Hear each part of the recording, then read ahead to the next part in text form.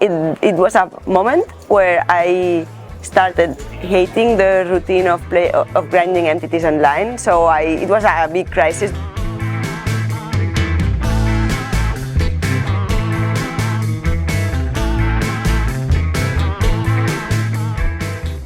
So, Leo Margets, hello. Good to see you again. How are you? Yes, I'm very good. It looks like yesterday. Yeah, it's been a while. Yeah.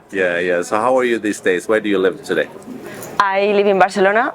I accepted I'm gonna live in Spain unless something unexpected, not necessarily due to poker, happens. So I'm very happy in my hometown. I have a routine I like, and I think it's gonna be like this. Yeah, I remember many years ago you were traveling so much that you almost like was traveling all the time, wasn't it so? Nowadays it's very different. I try to pick fewer spots and stay for longer, which is more efficient. Like I do month and a half in Vegas. Not for this stop because I had to be in Malaga for another event, but usually I just like pick 8 stops a year. 8 stops a year. Yeah, and then maybe there's always something extra that happens, like with not counting like some Winamax events that are held in Spain, or the six mix that but like that are shorter. But besides that, like EPTs, World Series, Do you play as much these days as you did like 8 years ago? Well, I had online and live. I had a transition, like for a while. In live, I think a bit less. Because maybe I don't enjoy so much the travel, but I love playing live, so it's just something you have to do. So I still do it, but maybe I try at least not to do 2 trips without getting home first to charge batteries. But online, it was a moment where I started hating the routine of grinding entities online. So it was a big crisis because I had to decide whether I stopped, which is no good because I think you need to grind online, or change modalities. And then I spent the year before the COVID, I already started not playing MTTs at all, maybe Sundays, or maybe regularly every time less, and started grinding espressos. And I had a full schedule of grinding espressos, and I loved studying the game. Grinding, not so much, but it was good for Rikard. Yeah, what do you do anything else outside playing? What do you do with your time?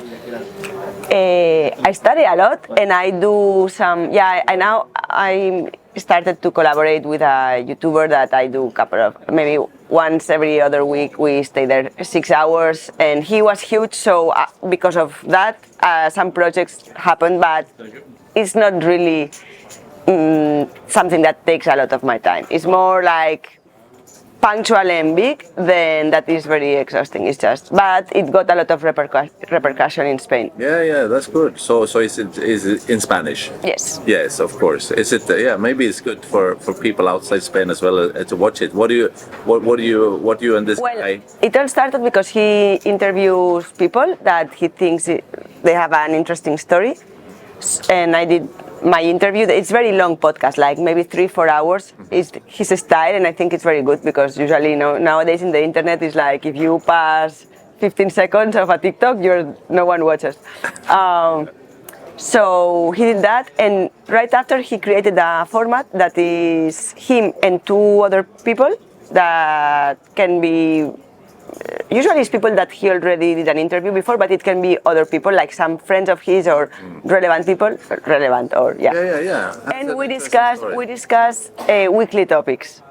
Really? Yeah, about random stuff. Well, that's interesting. And the thing is that it's so chill because I get on with him really well, and usually with the other person that comes, and there's like good chemistry, and it's really like being with 3 friends. There's no limit. Like I totally forget that maybe 3 million people watch the show. Yeah. And you just have the chance to chill with them while having a beer and talking about.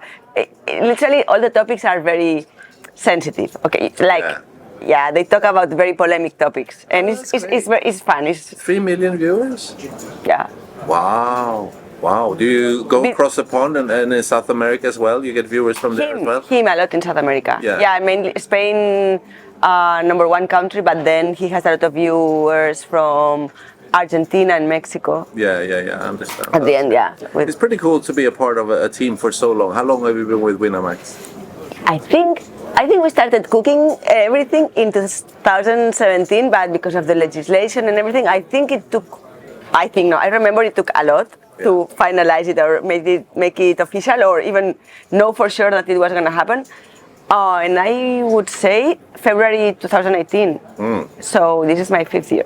Wow. Yeah, it's. And you nice. want to continue to do that? Yeah, I mean, it's a nice team. It might sound cliche, but it's awesome. Like, best situation I've ever been, especially because like I'm so free. Yeah. You know, like I'm so free. I've never felt so free before to just be me and like and like enough to have like a nice team and nice sponsor, but zero restraints in everything.